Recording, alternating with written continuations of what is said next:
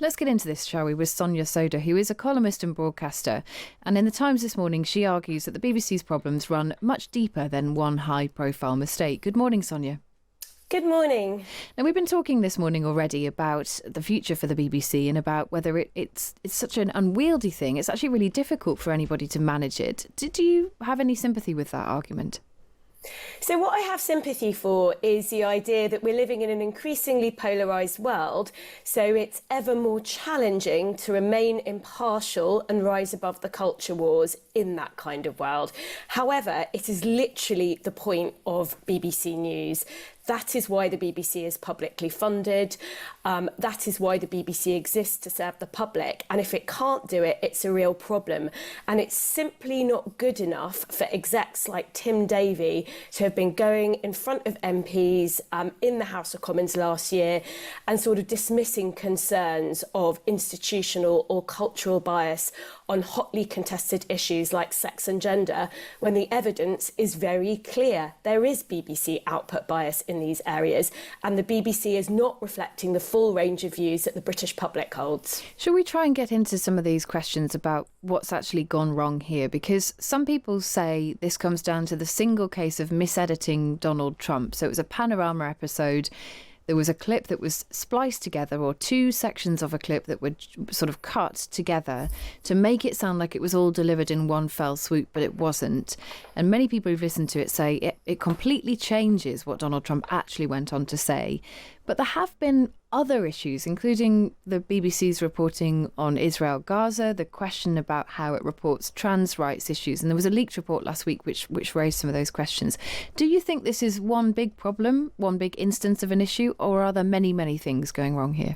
I think there's evidence of systemic bias on hotly contested social issues. So those are the issues like Israel-Gaza, like the conflict between women's rights and trans rights. Those are the issues where it is most important that the BBC rises above the fray. If we take one of those issues, so sex and gender, the evidence of bias is clear, and lots of feminists have been telling the BBC for years, you've got a problem with this issue, you need to sort it out. Just to take one concrete example for your viewers, you've got an editorial complaints unit who sanctions presenters for using neutral language. So, for example, Justin Webb, he made the factual clarification that trans women are male in a story that was about trans women who are male competing in female competitions. That was a factually relevant piece of information that listeners needed to make sense of the story. But the BBC's editorial complaints unit sanctioned him for it. At the same time, you've got the same complaints unit dismissing complaints from the public who are writing in and saying you are referring to male killers, male rapists even, as though they are women because they want to be identified as such, and using female pronouns for them, and that is effectively misinformation. So there is a clear bias, and the BBC has started from the point that not to believe that everybody has got a gendered soul called gendered identity, not to believe that people should be able to self-identify into spaces reserved for the opposite sex in society is bigoted, and that is completely wrong, and it's completely out of touch with the British public, and that is why the BBC is in so much trouble right now. And can it be fixed? Because the sentiment coming through this morning, certainly from our listeners, is that, well, people might think that the licence fee is expensive. Some people do, some don't. And while some areas of the BBC's output are concerning, other areas are very, very valuable to lots of people. So how can the BBC fix itself? Yeah, I would agree with that. I think there's lots of things the BBC does and across its services, but also within journalism, that's really excellent. And I think the BBC, in allowing its output to become so one-sided, has actually failed its journalists, but even more importantly, it's failed the public. In terms of fixing things, I'm a believer in the BBC. I'm a believer in public service broadcasting. I think it is more important than ever that we have the BBC to fulfil its mission of delivering impartial news in a very polarised world where there's lots of misinformation. But it has to be impartial. And so what I think is it needs new leadership at the BBC. I think it's right right that Deborah Turness and Tim Davie have gone. I think there is evidence that they were extremely complacent about evidence of one-sidedness and bias at the BBC. But that's not enough. You need new leadership who will come in, who will toughen up the impartiality guidelines and will say to staff, I'm sorry, but there's no room for you to be pushing your personal views on things like sex and gender and Israel and Gaza at the nation's broadcaster. We need to produce output that is impartial. We need to platform voices from all sides. That is critical to the BBC's survival, and only the new leadership can ensure that. Yes, it's an unwieldy institution, but so what?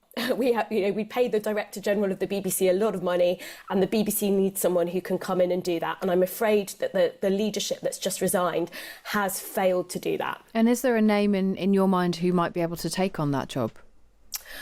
I don't have anyone who comes to mind. That's the problem, isn't it? But I do think there are plenty of people out there who could do the job. I'm sure there are. And if I was on the BBC board right now, I would be thinking very carefully, not just who's sort of a name that people might recognise, who's got a track record of running a public institution in a way that is impartial and is in a way that isn't scared to sort of look staff in the eye and say, look, you've got your personal views, that's fine, everyone's entitled to them, but don't bring them to work because there's no place for them at the BBC.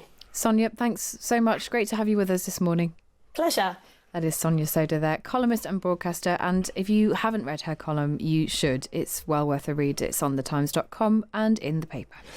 The Martine Croxall complaint being upheld was, I think, this alongside everything else that's happened felt like a tipping point to many people, where she simply just said pregnant, the script said pregnant people and she went pregnant women, which is just a normal correct use of language by someone who's entitled, as someone whose job it is to use language. When you're a presenter, your job it is to calibrate language. She correctly calibrated language, and the fact that that was upheld as a complaint is just total madness. Well, And go on. it just makes people think that political correctness has got so embedded in an institution that they can't just do the common sense thing and say, I understand the point you're making, it's not a big enough deal, complaint not upheld. It was upheld, wasn't it? Because she said, she read out pregnant people and then she said, well, women.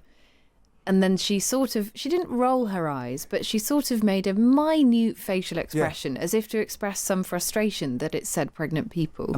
And the complaint was upheld because that was deemed to be her expressing a view on a story, as opposed to, not being able to express any personal views at all, expressing personal frustration. That's why it was upheld. But I think for lots of people that's really difficult, because pregnant people is not a thing. It's not a thing that exists. It's pregnant women. It's pregnant women. And you've got to be entitled. And the problem is, it makes you think, it is a certain view of the world embedded in the place where they can uphold that and think that that's going to be the correct answer. And that's where you've got to try and find a way of dealing with it. Andy says, I support the idea of the BBC in today's polarised world, but its staff are clearly biased and this culture is going to take a very long time to adjust.